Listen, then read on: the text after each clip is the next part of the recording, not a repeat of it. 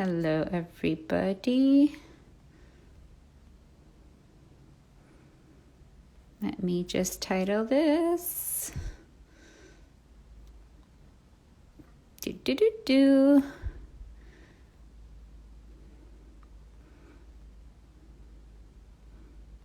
Sorry, kind of shaky. There we go. Hi. Hi, everybody. Hello. Hi, it's Sonia again. Back with another book. Today we have, hold on, just quickly see what everyone is writing. Hello. Watching from Poland. Hello. So today I'm showing this book, Sebastiao Salgado's Other Americas. Now, this is not really street photography. I guess this falls into the realm of more social documentary kind of photography. And he's not going to be, most of his work is really not, it's not street at all. It's all documentary work, which is amazing. It's incredible. This is actually his first book that he ever came out with. Really, really incredible book that he spent a while actually working on. He spent, I think, at least 8 or 10 years working on this book. And this is a reprint. So this book came out in 1984, but Aperture came out with this book, I think in 2014 or 15. Let me check. Just say it in the back.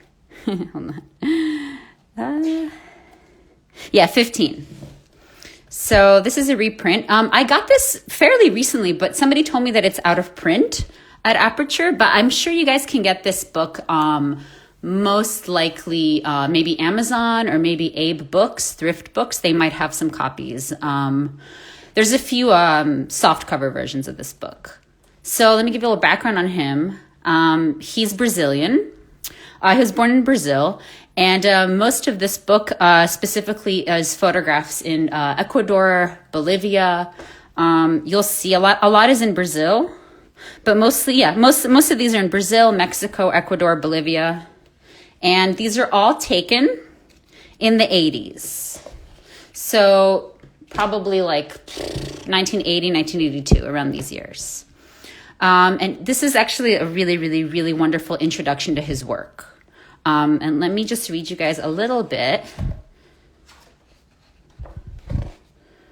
from what he says about it. So this is a photo of him actually and his wife in the back of a car that I think their editor took of them. They were making the book. So he says, when I began this body of work in 1977, after some years of adventure in Europe and Africa, my only desire was to return to my beloved land, to Latin America, so dear and profound, to my Brazil, which a somewhat forced exile obliged me to leave.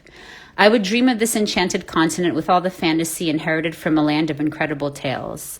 I would let my imagination drift through the immense mountains, green and fleshy, which formed the walls of the Andean highlands, through the unfinished wars fought by legendary peasants and miners, almost revolutionary ghosts, through the indescribable mysticism of the Sertão, the Brazilian upland, with its leather-clad men and their ferocious fight for survival in the lands so arid, so poor, and so much the spiritual refuge of a whole country. I would dream of the Sierra Madre and its dense fog, its magical mushrooms and peyotes, its dead so alive in the imagination of the living, that place where it is so difficult to know if we are of this world or another. Death is the inseparable sister of everyday life. So he mostly focuses on the customs of people that he sees living there. There's a lot of text in this. A lot of it is by his editors, and it's by him. And you'll see at the end, I made a little tab to read you guys. At the end, there's his biography, and there's some more text. So there's a lot of text that goes with this work, mainly because it's a social documentary nature. So I'll just go right into it. This is in Brazil in 1980. So a lot of his images have to do with religion, mysticism, spirituality, just the day-to-day life of people here.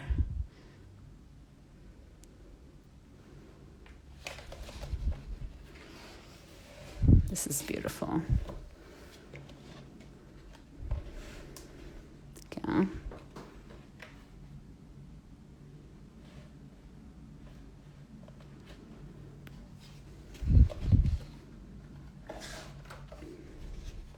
If you guys want to add anything about his work or his photography, feel free. These, he was shooting obviously on film. I think this is 1980s. This is Ecuador in 1982. I love this one. I like that there's somebody behind him, but you can't really see it. It's like two hands. It's fantastic. So these are all with Leica, two cameras, both of them Leica. He used to shoot with a Leica when he was starting out. Then he shot with a Pentax, and I think then he switched to a Canon when he started shooting digitally.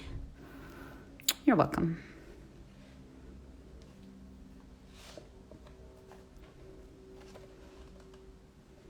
This is wonderful. This is Bolivia. 1983. There's a really wonderful movie about him called The Salt of the Earth. It's a documentary by Wim Wenders. I'll leave the link later for you guys to watch, but it's fantastic. This is Ecuador, 1982. This is amazing. Hi, Zach. Just the face. You can really see the faces.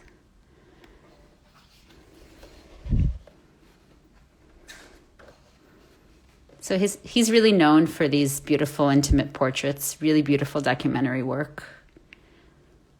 This is Bolivia, 1977. Really beautiful. So this book, I guess it's mixed with candid photographs and posed portraits like this. Reminds me a little bit of Kudelka. In his book, Gypsies. This is also Bolivia, 1977. Trains.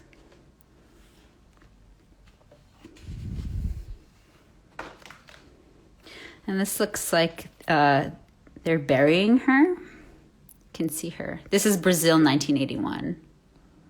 So in the book, he writes about how a lot of these people were so poor that they used to reuse coffins. And the coffin actually, it wasn't just because of, it was, money-wise, but coffins were also reused because then the dead could be in the earth.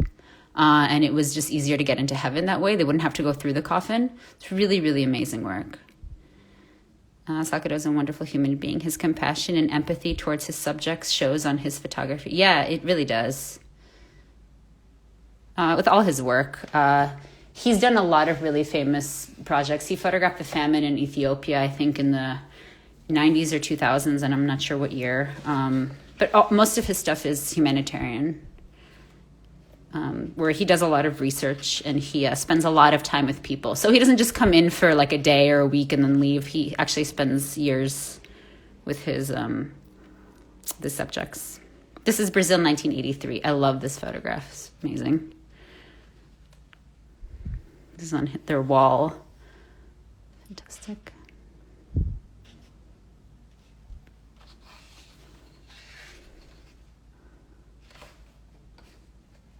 This is Ecuador, 1982. It's the same as the cover.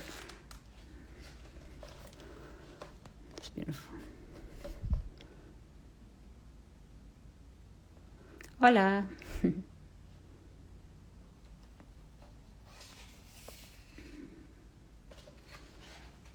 This is like a doll. 1983. This is Brazil. He actually started out in economics. He was an economist for the young portion of his life. He actually didn't start photographing until I think he was 29. So not until his late 20s. And then obviously he never stopped. He still does photography. He's still around. I think he's in his 70s now. This is Mexico, 1980. That light is actually there. It's not my lamp, but it's actually light behind her like that. Beautiful. Her face.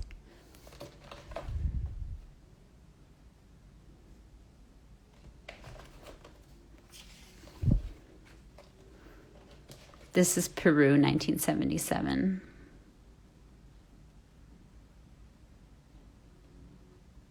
So I believe that the reason that he titled this book Other Americas is because most of these people were living in remote villages. So these are not people living in cities, as you can tell. These are mostly people in remote villages. And the people were not usually photographed at all. So for him, this was sort of an exploration of what was at the same time part of his culture, but also separate from it. Wow, I think this is a cemetery. So many layers on this. People and the dog. Wow. Wow. It's pretty impressive for a first book, I think. Ecuador, 1982. You can see all of it, but it's really wonderful that he captured everything happening in the frame. This is one of his more like street candid shots in the book. Amazing work. Yeah, really beautiful. This is Brazil, 1983.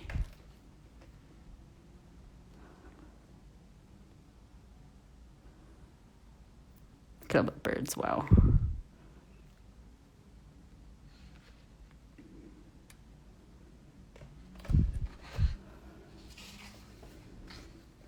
This one's wild. This is Mexico, 1984. It's a poor goat. It's a really intense portrait.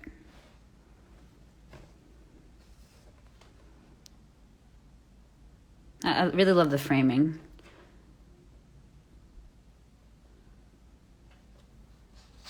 And this one, feet.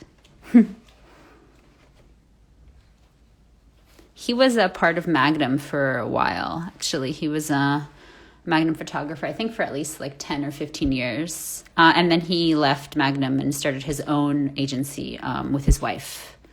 I think it's called like Amazonas or something. Their own photo agency. This one I love. I'm not sure what's happening, but I really like this a lot. It's almost like he's like a bear in this fur. It's also Ecuador, 1982. And what an interesting angle. So Sebastiao's down there with him, and they're looking from above, down. And in the text in this book, he writes about how he didn't even want to title the location or the country or anything. He wanted no information for the images, just so people can kind of use their imagination. I kind of wish I knew more about this one, though. Wild, just a wild angle to photograph. Wow, amazing. This looks like a plant. This is Mexico, 1980. I like that there, right there. This plant is so huge.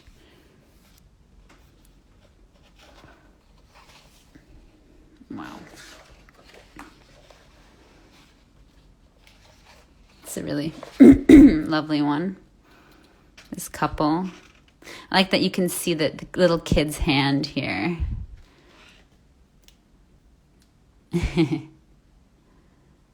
Did the artist only work in Central America? No, he was from Brazil, and his first book was only on Central America, but he photographed a lot. He photographed a lot in Africa, and I think he photographed in Europe also. But he photographed in Africa after the Rwanda genocide, I think right afterwards, and then 5 years later, he photographed the famine in Ethiopia. He photographed a lot of migrants in various continents. I think he actually, it said somewhere that he's traveled to over 120 countries in his life to do photography. So that's a lot of traveling. It's amazing. This picture is fantastic. Like, just this framing. Look at all this that's happening. It's almost like a shot from a film. He photographed in Alaska too. Oh yeah, cool. I didn't know that. Yeah, he photographed a lot of nature. So he grew up on a farm. So he says how him growing up on a farm really he kind of fell in love with nature from an early age and wanted to photograph nature. So this book is mostly people. But if you look at his other work, Genesis, he's got a book called Genesis. A lot of his work is just glaciers, nature, composition. Yeah, the composition of this is amazing. Really cinematic. Yeah, right? It is. Very cinematic. There's an amazing movie, really, about him, this Salt of the Earth, that you guys should watch. It's probably one of my favorite documentaries ever. It's by Wim Wenders, who's an amazing filmmaker. Where can you buy this? You might be able to buy this on Amazon. It's a little pricey. So this is out of print. Unless Aperture has another printing that they do. You guys can check out, just Google this book. You might be able to get a soft cover. So this is a hardcover book, but you might be able to get this book in soft cover. I think it's maybe like $40. She's peering out. And just like, wow. And then the skyline.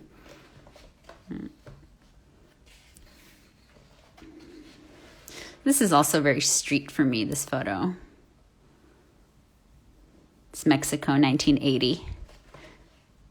Hello. People getting a shave. Haircut. Just beautiful composition, really.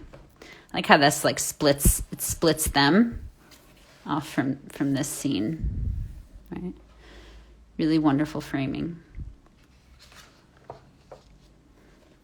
Bolivia, 1983. This is one of my favorites. It's funny. Also, like the splitting, right? Framing. Here. So you kind of almost have two photos. You have this couple. What is he eating? It's like a juice pop or something. Maybe it's like fruit. And then you have her. But it's fantastic. I love this photo. And he crops like very close to people's faces. It's amazing. Amazing. This one's very beautiful. This is during a wedding, I believe. He talks about this photo a little bit in the book. This is a pretty famous picture. I've seen this on Instagram a lot. I almost forgot this was his photo. This is Brazil, 1981. But again, the framing, it's just amazing. He talks about how she is from like a very difficult, not difficult family, but she's got a difficult life, a lot of physical labor. And she's 28 and getting married, but she's kind of like down. Oh, it's a good idea. So the Milla Street says, I recommend watching his TED Talk about his bio, Amazing Life Story. Yeah, I haven't seen it, but definitely watch it. Which camera did he use? He used, I'll tell you. So it actually says the camera. Hold on. It says here that for most of these were with a Leica M and a Leica R, and he used Tri-X. That's what I read. I read that he really liked Tri-X, black and white film. It's mostly what he used. So here's the same bride. Same. And that's the party. Just the faces are amazing. I guess this is the grandma.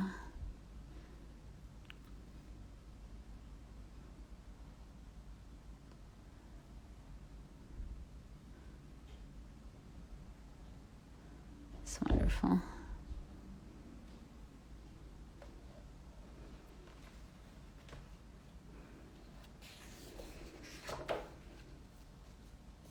This is incredibly composed, this shot. Wow. This is also Brazil 1980, but just like all the layers in this image and the kid in the back. So you guys can see better. It's just incredible composition. Wow.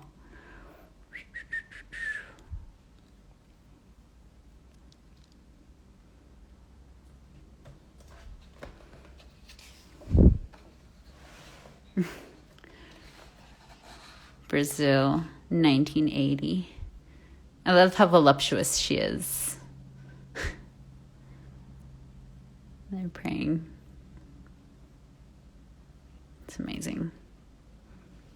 So let me read you guys a quick little tidbit that I wanted to read. That something he says. He says, it says, he does not try to romanticize his subjects, and he does not dwell on the exotic folklority of Indian life that so appeals to Westerners. But he cannot hide his own nostalgia for the unaffected simplicity of rural life and the profound mysticism that sustains it. So this book has a lot of really interesting text about this body of work.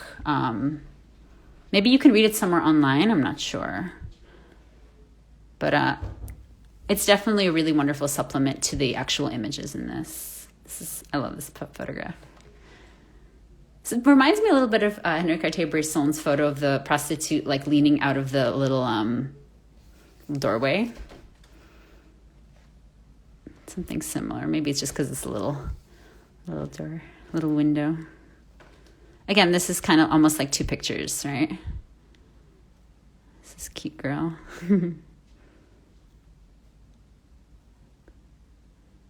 It's wonderful.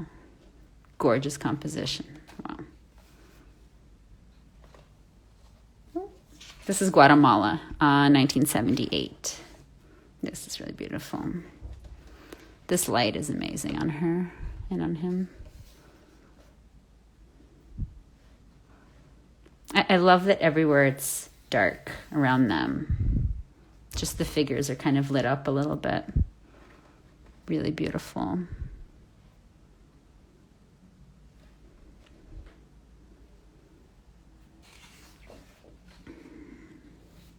Ecuador, 1978.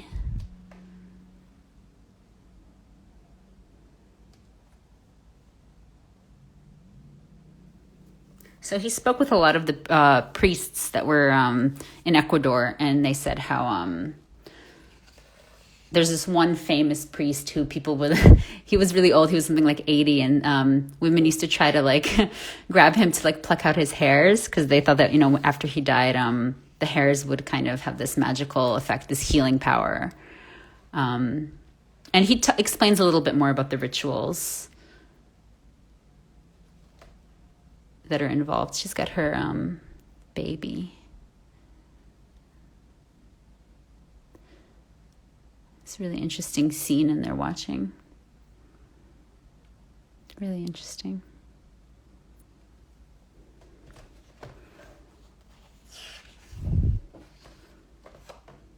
This is Mexico, 1984. So interesting scene. So he spent a lot of time in all of these countries with these specific people. I think maybe 8 or 10 years, a while. Bolivia, 1983. Ooh. And he talks about how a lot of young people would leave to kind of go into cities and then never come back. And how it was sad for the people who were still living in the villages, of course. Beautiful. It's beautiful. Mexico, 1980. I love the fog kind of enveloping the whole scene, all behind them. Beautiful.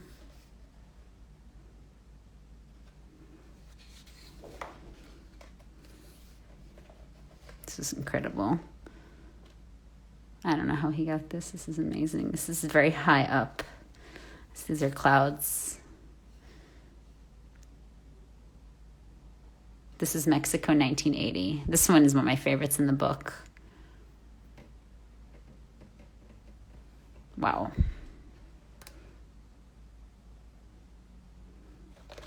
There's a lot of like religious symbolism in this image to me.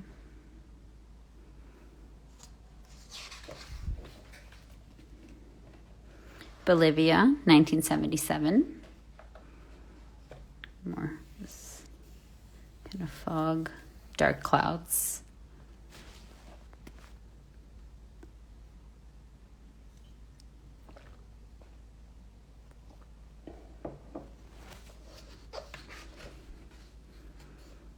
Very candid kind of photo, candid portrait. This is in Brazil, 1983. So there's a few photos I've seen of her. Photographed the kind of same people for a while.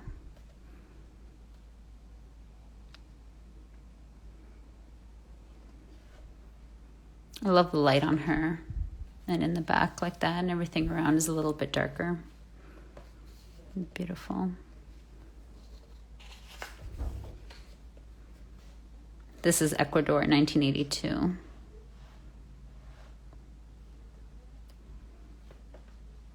So even though he, there's only, I think, 49 or 50 images in this book, even though he shot for this project for probably like years and years, for a while, someone was saying, I think his editor was saying how he would come back after like a few years and only have like 5-10 images for the book. So wasn't like he got amazing shots every day and used them. Compositions are amazing. Also, I think post-processing has a lot to do with the picture. Yeah, of course, developing the photo. Yeah, this is wild. This is Brazil, 1983, and these are all bones. But if you look, there's like little toy horses in the middle. See the little toy horses amidst the bones? I really love how the boys laying frame all of this. How it's like perfectly laid out, but they also frame this shot. It's amazing. Amazing shot. Wow.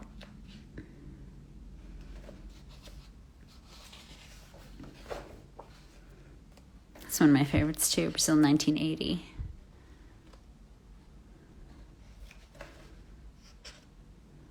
Everybody's face is so dry.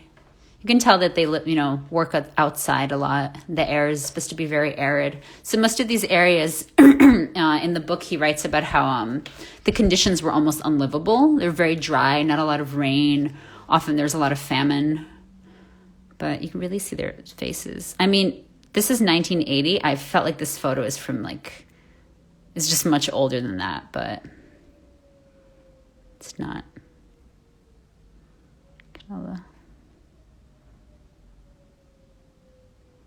Amazing. There's that woman again, I believe. And this giant cactus.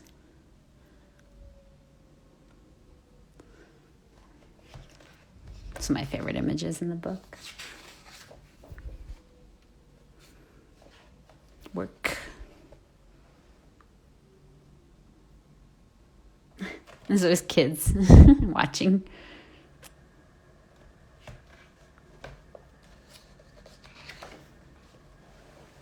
It's another religious procession. This is Peru, 1977.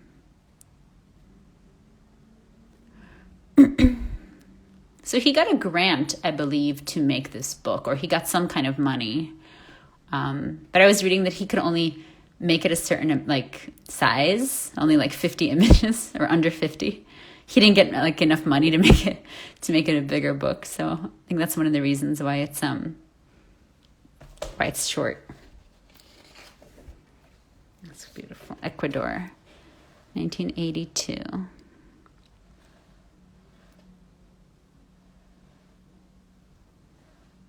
It's gorgeous. Some of these are almost like movie stills. Ecuador. Beautiful mountains. I love this one. Little pup.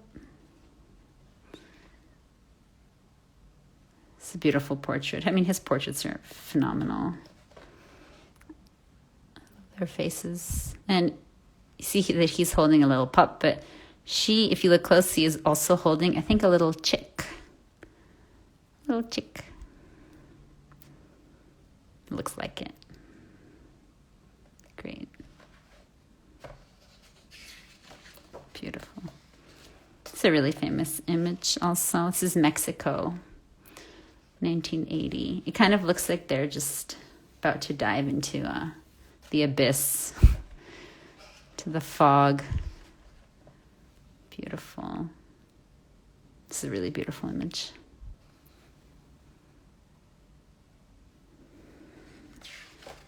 Amazing.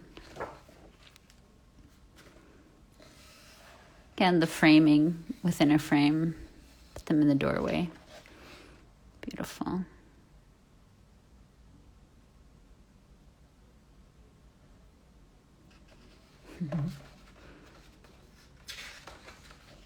And that's it. So then there's some text that he writes and his editor also writes. So it's not too big of a book. There's a really nice little part here. He says, the borders of the other Americas can be found on no map, yet they are drawn in such sharp religious, cultural, economic, and political lines that it's impossible to ignore the moment of their entry into this world.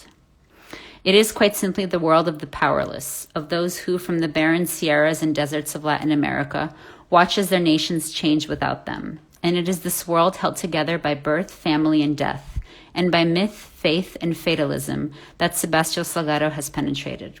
The result is an extraordinary book of both intimacy and scope. Though the pain and dignity of individual lives in a neglected and often despised part of the Americas, Salgado has traced the source of much of the magic and mystery that envelops this continent. It's beautiful. So there's also some more text, really nice text. And then there's a biography of his. So there's a lot. He's done a lot. It looks like sepia. Is that how the book is? Or oh no, this is not sepia. It's black and white. It's my light. My light is kind of yellow, so it makes the photos look a little yellow. And these are all his books. Again, a lot of work. He's done a lot of work. And I will leave you guys the links to the